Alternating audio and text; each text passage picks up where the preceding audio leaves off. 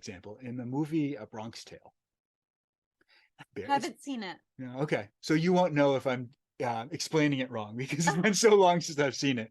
Um, but there's a really cool scene in it where the kid, if anybody hasn't seen it, like the main character, his name is Kalashiro, and he starts working for a like mob boss in the neighborhood in the Bronx. I think it takes place in like the 60s, and starts doing like low level whatever he's doing, criminal activities. And there's some kid in the neighborhood who owes him like $20 or something like that. And when he sees him, he like chases after him. The kid runs away, and he like keeps almost like making a scene of it. Where every time he sees this kid, he's gonna get him. He's gonna get his money back because he's owed this money. And then the one day he's like chasing after the kid and like kind of makes a fool of himself, and the like mob boss guy who he's working for stops him. He's like, what are you doing? And he explains to him like, this guy owes me money, like I got to get my money, like he needs to respect me. And he was like, no, just let it go. Like how much, like, do you like him? And he's like, no. Like, do you care if he's in your life? He's like, no. Like, you're getting off easy for $20.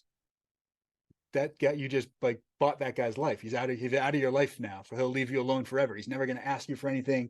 He's never going to try to take advantage of you. He's never going to do it. And it's like, it's such a beautiful example of like a quantitative view of forgiveness, where it's like it has nothing to do with that guy, but for $20 he's out of your life and you never have to deal with him again, because what he's doing is for $20 he's detaching from something that lowers his frequency and makes him look bad and makes him feel bad. And rather than getting stuck in it, or rather than needing everybody to know that he got what he was owed, he can just give it up and it's gone and it's over, and then he can move on.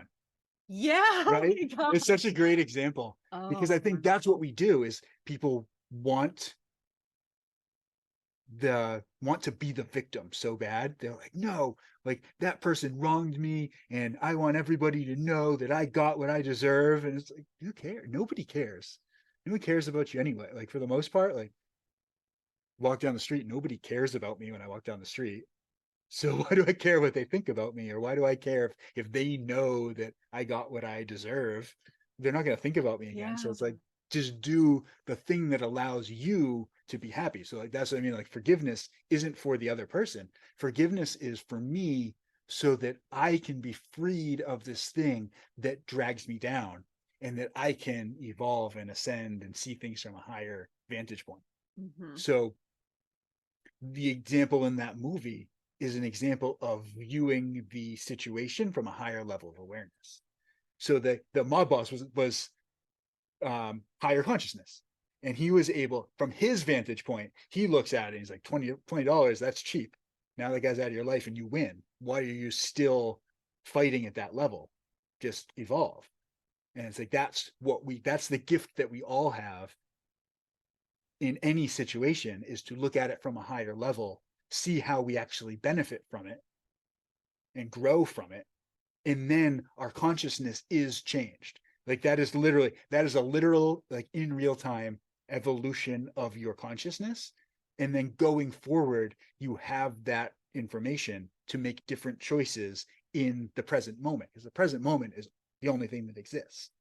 So it's like your consciousness becomes informed by your experiences, so that in the present experience, you can make better choices and live a better life.